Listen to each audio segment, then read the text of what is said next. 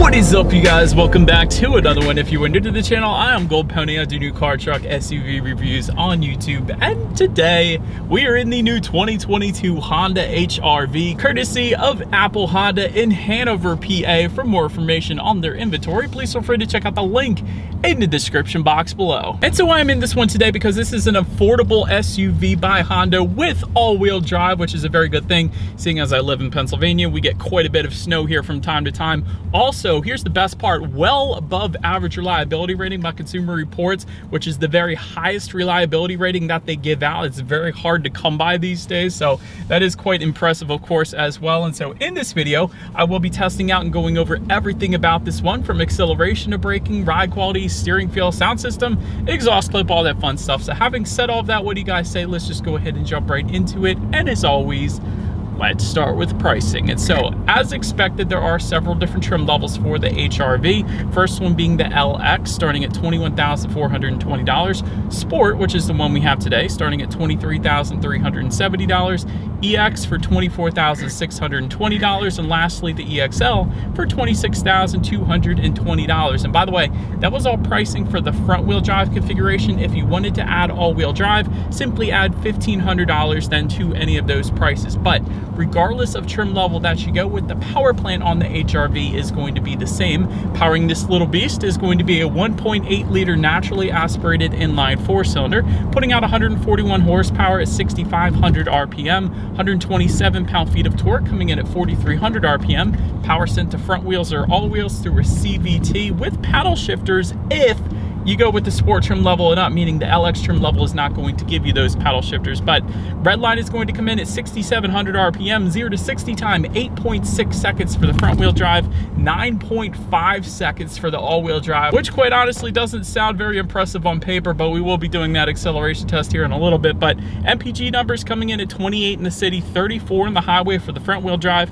27 city, 31 then on the highway for the all-wheel drive, taking regular unleaded fuel. But so that before we do any kind of fun paddle shifter or acceleration test here in the HR-V, I did want to mention to you guys, there are actually two different driving modes, one of them being a sport mode, which is where you just slide the shifter all the way to the back, and it did immediately downshift for me, so it is going to hold the RPMs at a much higher level, giving you more power on demand. But there is also an Econ button, which is its own driving mode. It is bright green, it is just by the driver's left knee. Essentially what those things will do is adjust things like the shift points, the throttle response, and the climate control output as well. Take for example, if I have the air conditioning on right now, which I do, if I were to hit that Econ button, it's actually going to dial back that AC a little bit, giving you a little better fuel efficiency. So gotta mention it. But anyways, now having got all of that out of the way, what do you guys say? Let's put the paddle shifters here to the test first. Keep in mind, it is a CVT, so it's not going to be traditional shifting because it's a CVT, but still, let's see how quickly they are going to react for us here. All right, you guys, here's the paddle shifter test.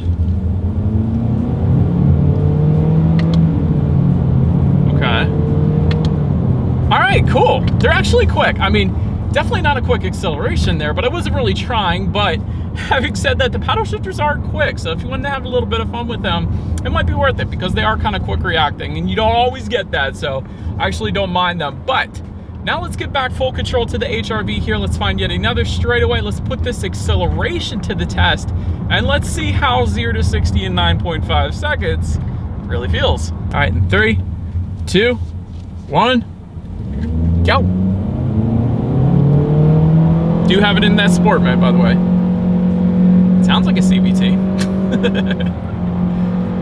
All right, it's not the quickest thing in the world. Honda, you definitely got to throw maybe a turbocharger on this thing. But having said that, if you do that, I'm sure the reliability is going to suffer slightly. So there is the trade-off. I think that is the trade-off. It's not the quickest thing in the world, but you are going to get incredible reliability possibly because of that. So also wanted to mention though, there is a ring around the speedometer here front and center. If you're driving more eco-friendly, it's going to show up in green, and if you're flooring it, it is going to show up in white.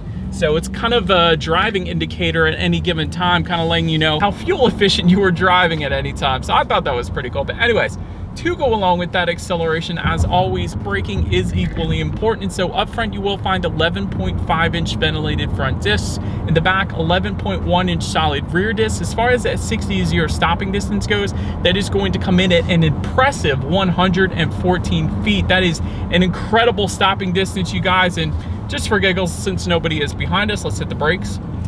That feels great. Honestly, it's definitely on the firmer side of things. It is not a soft braking feel, so I absolutely love that. It immediately brings you to a stop, which is a good thing, especially if you got kids in the back or something. You want to be able to come to a quick stop if you need to. So the braking feel, the braking statistics is amazing. And just for comparison's sake, you guys, 60-0 stopping distance typically in SUVs comes in the upper 120s, if not 130, so 116 feet is beautiful. But anyways, then touching on suspension and handling, up front you're gonna get a MacPherson strut front suspension. In the back, it's going to differ whether or not you go with the front wheel drive or the all-wheel drive. For the front wheel drive, you're gonna get a torsion beam rear axle.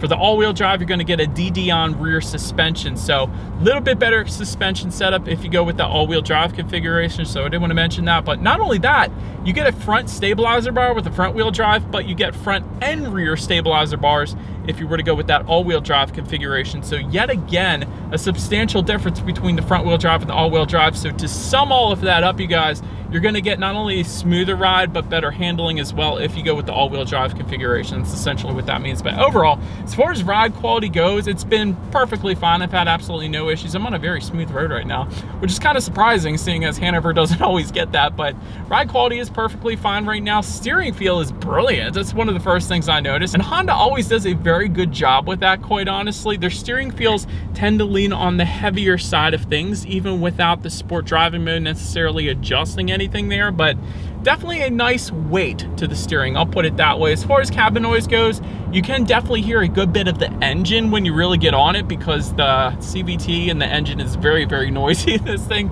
That's only when you really hit the gas, but other than that, as far as wind noise goes, it's perfectly fine actually. Even for a compact SUV like the HR-V, you usually expect a little bit of wind noise, but you're really not getting it here in this one. So I do appreciate that. And touching on visibility, I can see perfectly fine out the back, and with this type of shape, you really shouldn't have any issues there anyways. But that about rounds out the performance segment of this review, guys. Let's now go ahead and take a look at the exterior of our brand new 2022 Honda HR-V. All right, so here she is, you guys, the new 2022 Honda HR-V, finished in modern steel metallic, in case anybody was curious of our exterior color name. But let's go ahead and start up front on this one.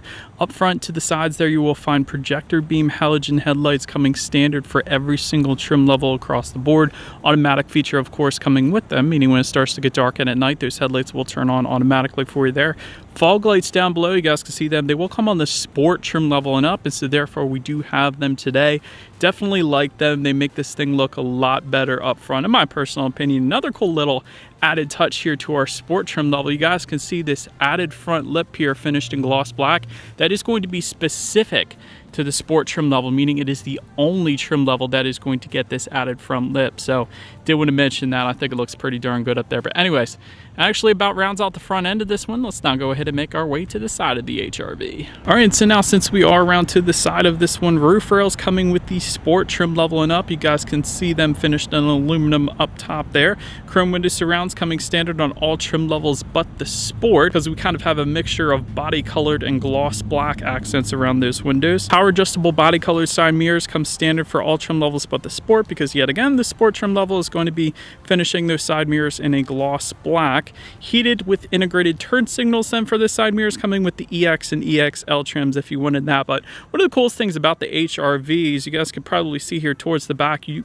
kind of have hidden door handles on those rear doors, because they're black and they're incorporated into that back end there, so you almost can't even tell that they're there, because they're not actually on the door bottom part here. They're actually integrated into the door. So I thought that was pretty cool. That's how those rear passengers are actually going to get inside of that one. But rear privacy glass coming standard on the sport trim level and up. And then taking a look at the wheel configurations, 17-inch silver painted alloys coming with the LX, 17-inch machine finish alloys coming with the EX and EXL, and then 18-inch matte black alloys coming with the sport. And that is currently what you guys are looking at, of course. But pretty much rounds out the side of this one. Let's now go ahead and make our way to the back of the HR-V. All right, so since we are around to the back here, starting up top, body colored shark fin antenna. Just below that, rear spoiler with an integrated brake light.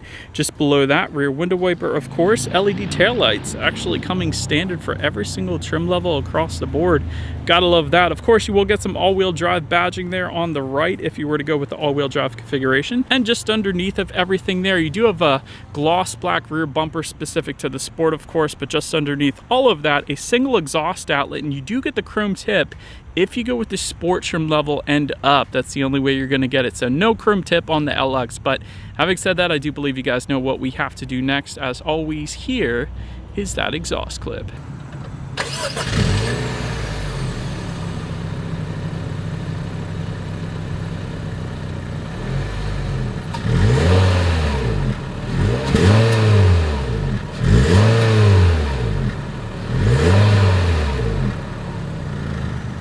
All right, so now since we are around back of the HR-V, when it comes to opening that rear tailgate, it is a manual tailgate for every single trim level across the board, but once opened up, cargo capacity comes in at 23.2 cubic feet. If that was not enough space, you can of course fold those rear seats down. It is a 60-40 split, bumping that up to 57.6 cubic feet then.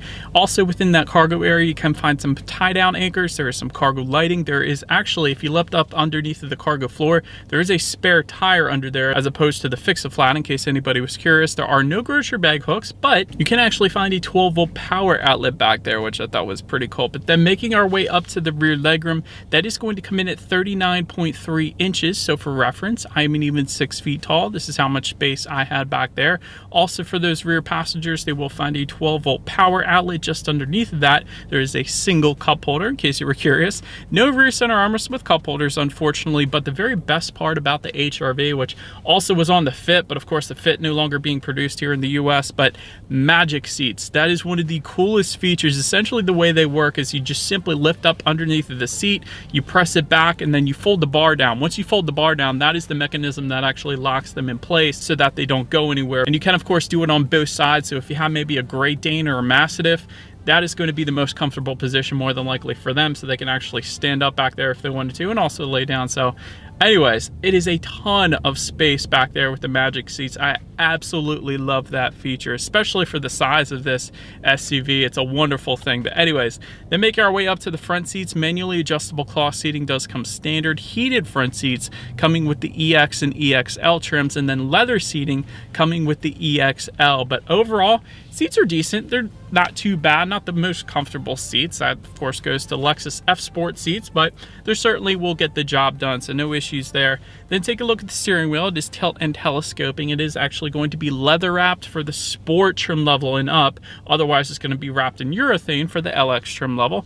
Then making our way to the startup, let me first start by showing you guys the key here. It is a Honda logo on the one side. When you flip it over, lock, unlock, and that button to pop the rear hatch. But it is all keyless entry with a push button start if you go with the EX or EXL. Otherwise, for the LX or the Sport trim like we have today, it's going to be that old school turnkey start. So having said that, all I am going to do here is simply put my foot on the brake and turn the key. And so once started up, when it comes to that gauge configuration, tachometer all the way to your left, speedometer large and in charge, and front and center. To the right, there's going to be a small digital portion which will display things like trip A, trip B, the time of the day, outside temperature, of course, and your fuel information as well. So overall, it's pretty much everything you could possibly want on the gauges. And again, there's that ring around the speedometer which shows you how you're driving at any given time, which I was a big fan of. But now let's go ahead and make our way to overall interior quality. Power moonroof is going to come on the EX and EXL, so therefore we don't have it today. Sport pedals, aka aluminum pedals, are going to come on the Sport trim level, which I thought was pretty cool.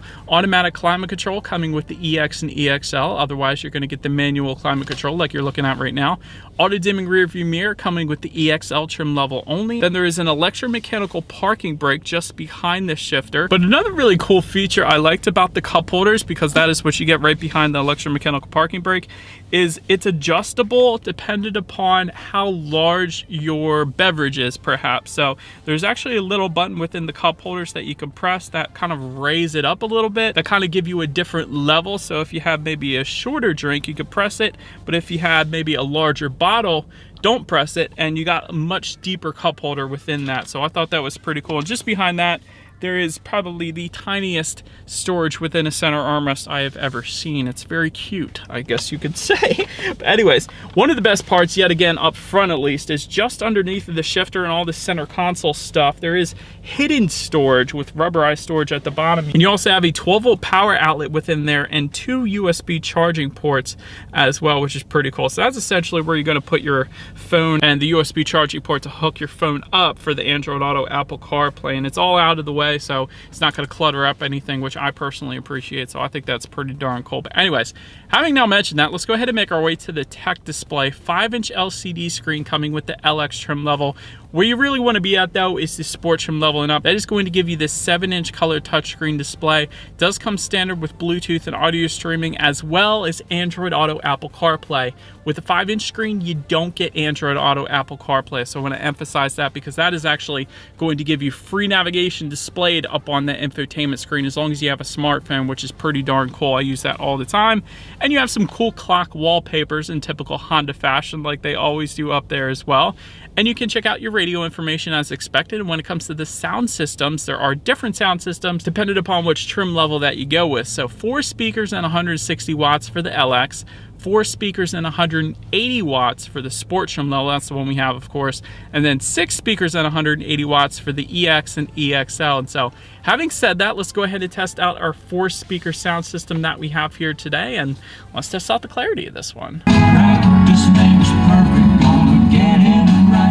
Well, there you go, a little bit of country music for you, but yeah, it's definitely not the very clearest or most bass in the sound system I've ever heard. But then again, that song doesn't really give you a whole lot of bass anyways. That was like country from back in the 70s or 80s or something. But yeah, it's not the best sound system I've ever heard, of course, but it should get the job done. But last thing I want to mention to you guys is when you do put the HRV in reverse, you of course will find a rear view camera. Not the very clearest rear view camera out there, but there are a few different views it can give you. There is a wide angle view. There's also a view just below where you're at, and your standard rear view camera as well, which is always, it's going to lead us into safety. And so to start, front side and side curtain airbags do come standard. In the back, you're going to have latch, aka lower anchors to tethers for children for the rear car seats, rear child door locks, tire pressure monitoring system. But if you were to go with that EX or EXL trim, you will get Honda Sensing. The other trims don't get it, but Honda Sensing is going to include a collision mitigation braking system, road departure mitigation system, adaptive cruise control, lane keep assist, forward collision warning, and lane departure warning then as well.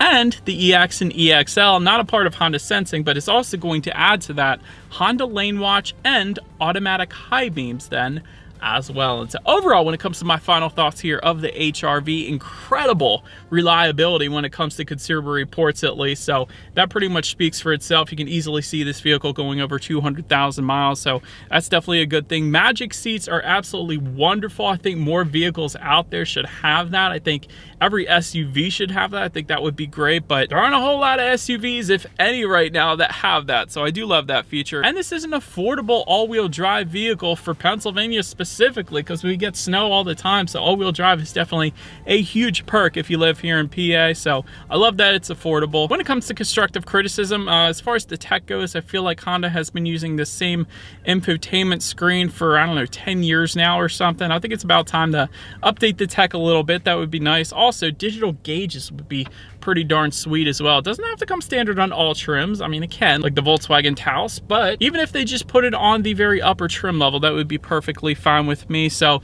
the ultimate question comes down to, and I'll let you guys comment below in the answer to this one, but do you buy this one now, or do you wait for the potential redesign in 2023? Because rumor has it that is when the HRV is going to be redesigned for the 2023 model year, aka next year. So buy now or wait for that one. Let me know down below. That is about it for this one, you guys. Thank you so much for watching. Feel free to follow me on social media at the bottom of the screen if you want to see what's coming next on the channel.